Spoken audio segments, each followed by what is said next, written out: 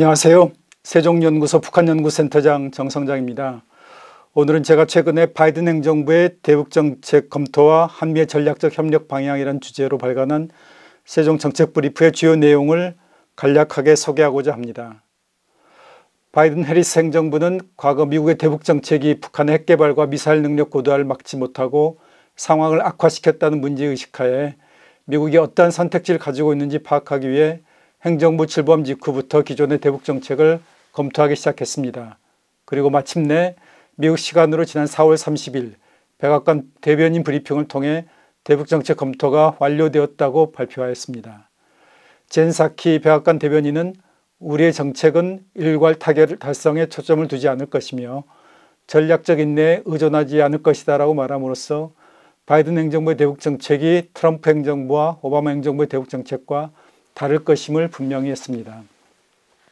그럼 지금까지 바이든 행정부의 대북정책이 어떻게 검토되어 왔고 한국과 미국이 어떻게 전략적으로 협력할 것인지 살펴보도록 하겠습니다.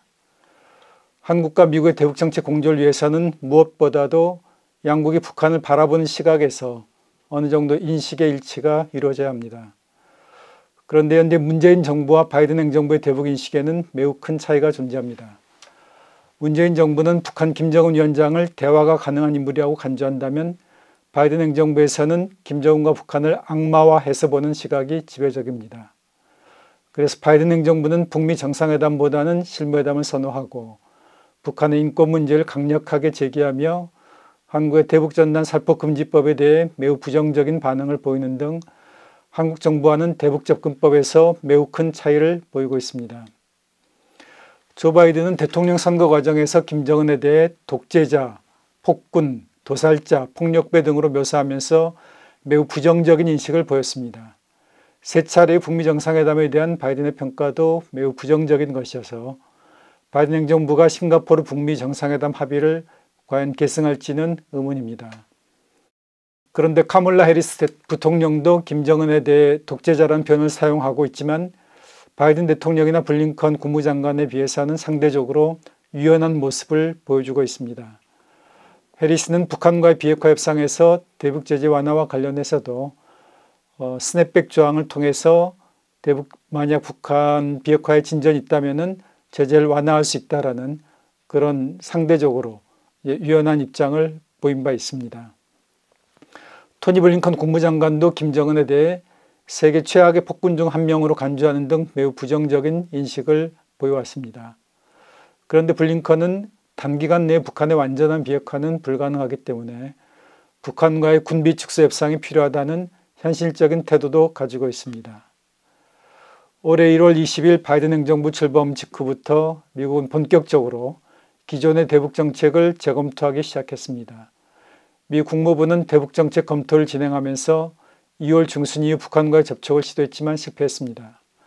북한은 최선희 명의의 담화를 통해 미국의 대북 적대시 정책이 철회되지 않는 한 앞으로도 미국의 대북 접촉 시도를 무시할 것이라는 강경한 대화 거부 입장을 천명했습니다. 바이든 행정부는 3월 15일부터 18일 토니 블링컨 국무장관과 로이드 오스틴 국방장관의 방일 및 방한, 3월 18일 알래스카에서의 미중 고위급 회담, 그리고 4월 2일 워싱턴 DC에서의 한미일 안보실장 회의를 통해 동맹국의 입장을 청취하고 중국의 협조 가능성을 타진하면서 마침내 4월 말에 대북정책 검토를 완료했습니다. 그럼 이제부터는 한미의 전략적 협력 방향에 대해서 살펴보도록 하겠습니다. 바이든 행정부가 북한의 핵능력 고도화를 중단시키고 핵 감축을 이끌어내기 위해서는 한미 공동의 대북전략 수립이 무엇보다 중요합니다. 이를 위해 트럼프 대통령 시기에 가동되었던 한미 워킹그룹 수준이 아니라 한국 청와대 국가안보실장과 미 백악관의 국가안보부 장관 사이의 전략적 협의체를 제도화가 바람직합니다. 한미협의에 청와대 국가안보실장이 직접 나서는 것이 필요한 이유는 북핵 문제가 외교부나 국방부 또는 통일부의 독자적 정책 결정 범위를 넘어서는 국가안보와 관련된 핵심 사안이기 때문입니다. 북한 비핵화 협상이 재개되면 무엇보다도 북한이 그동안 개발한 핵무기의 총량에 대한 포괄적 신고와 북한 핵 프로그램의 동결 약속이 필요합니다. 북한이 포괄적 신고와 핵 프로그램의 동결을 약속한다면 미국과 국제사회는 북한의 성실한 약속 이행을 전제로 대북 제재의 부분적 완화와 한미연합훈련의 잠정 중단 또는 축소를 고려해야 할 것입니다. 이 단계에선 북한 노동자의 해외 파견과 개성공단 재가동, 북한의 정제유 수입 제한에 대한 제재 완화 등을 고려할 수 있을 것입니다. 만약 북한이 약속을 위반하면 제재를 원상태로 복원하는 스냅백 조항도 합의사항에 반드시 들어가야 할 것입니다.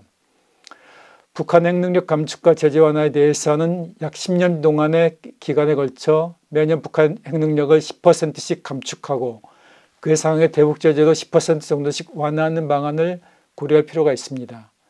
10년 내외의 기간에 북한의 완전한 비핵화를 실현하는 것도 현실적으로 매우 어려운 과제입니다. 미북 관계 정상화와 평화협정 체결은 북한이 약속을 위반할 경우 언제든지 되돌릴 수 있는 것이기 때문에 비핵화의 최종 단계가 아니라 비핵화가 3분의 1 또는 2분의 1 정도 진행되었을 때 추진하는 것이 바람직합니다. 현재 북한이 미국과의 비핵화 협상을 거부하는 가장 중요한 이유는 핵무기를 포기하지 않고도 중국과의 협력을 통해서 경제 발전을 이룰 수 있다고 판단하고 있기 때문입니다.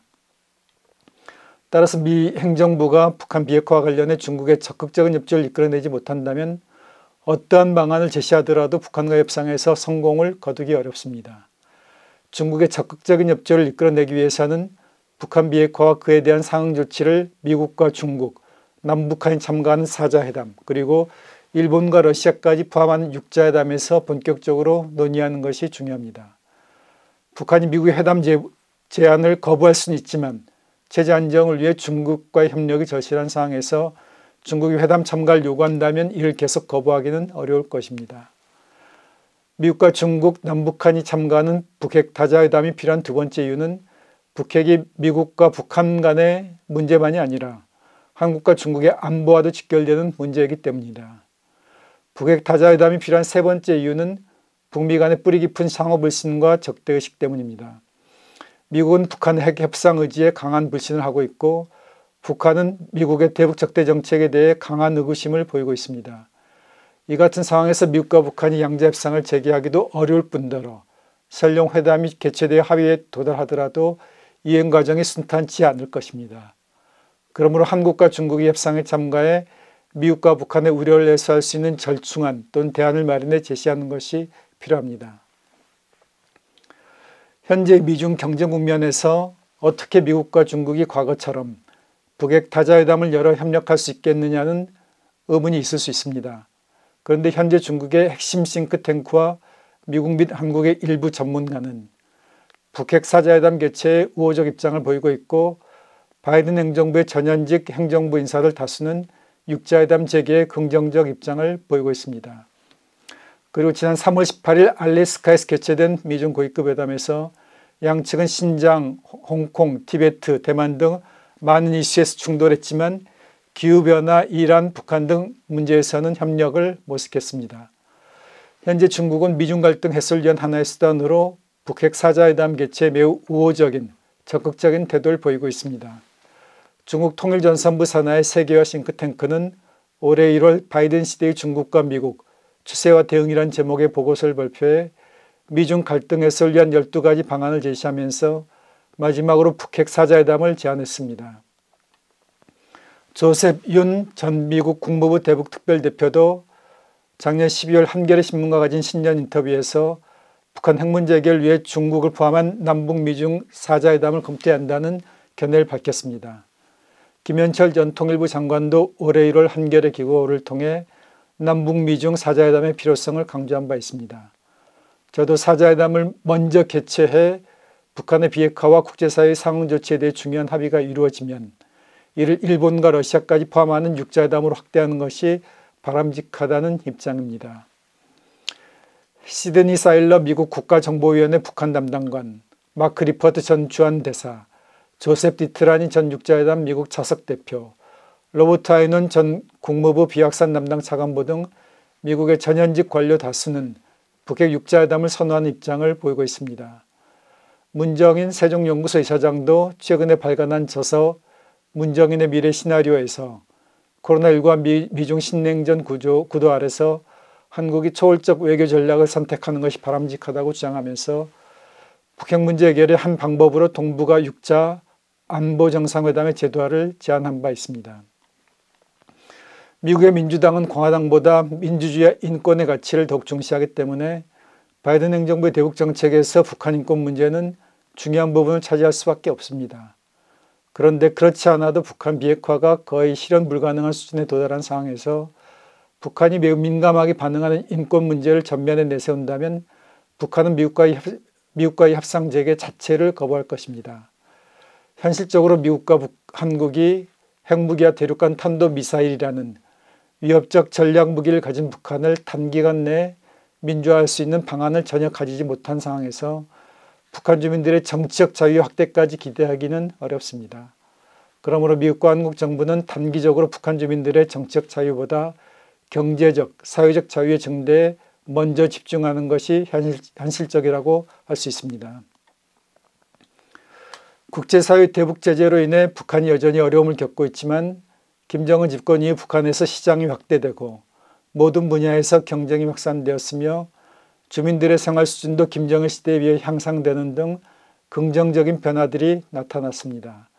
그러므로 북한의 김정은을 평가하는 데 있어서 정치적 시각에서만 바라보는 것은 적절하지 않고 그의 집권 이후 북한의 정치와 경제, 사회문화 전반에서 나타난 변화들을 종합적으로 고려하는 것이 필요합니다. 한국의 국회가 지난해 12월 군사분계선 일대에서의 대북전단 살포 등을 금지하는 남북관계 발전에 관한 법률, 일부 개정 법률안을 통과시키자 미국사 일각에서는 이를 강력하게 비난했습니다. 워싱턴 DC에서 가장 영향력 있는 한반도 전문가인 빅터차 미국 전략국제문제연구소 한국석자는 작년 12월 한 기고문을 통해 일부 탈북자 단체들이 보내는 대북전단이 심리전 수단이 아니라고 주장을 했습니다. 그러나 김정은을 위선자, 악마, 인간 백정으로 묘사하면서 정권 타도를 위해 북한 주민들의 봉기를 선동하는 전단이 심리전 수단이 아니라고 주장하는 것은 설득력이 부족합니다. 탈북자 단체들이 김정은 정권 전복을 위해 주민의 봉기를 선동하는 자극적인 전단을 보내지 않더라도 북한 주민들은 호기심으로 남한의 영화나 드라마가 들은 USB를 장마당에서 비밀리에 구입해 돌려봅니다. 그런데 이처럼 북한 주민들이 호기심에 의해 남한 정보를 입수하는 것은 남북관계나 미북 대화에 영향을 미치지 않습니다. 반면에 대북전단은 정보 유입의 목적이 있기보다는 노골적으로 북한 정권을 흔들어 놓고자 하는 데 목적이 있기 때문에 북한의 군부와 지도부를 자극해 단기적으로는 남북관계, 중장기적으로는 미북 협상과 대화에 부정적으로 작용할 수밖에 없습니다. 따라서 국제사회가 일부 탈북자 단체들의 대북전단 살포로 가질 수 있는 득보다 실이 더 크기 때문에 대북전단 살포를 규제하는 것이 불가피하다는 것을 한국 정부는 미국에 논리적으로 설득할 필요가 있다는 것이 제 판단입니다. 오늘은 바이든 행정부의 대북정책 검토와 한미의 전략적 협력 방향에 대해 알아보았습니다. 감사합니다.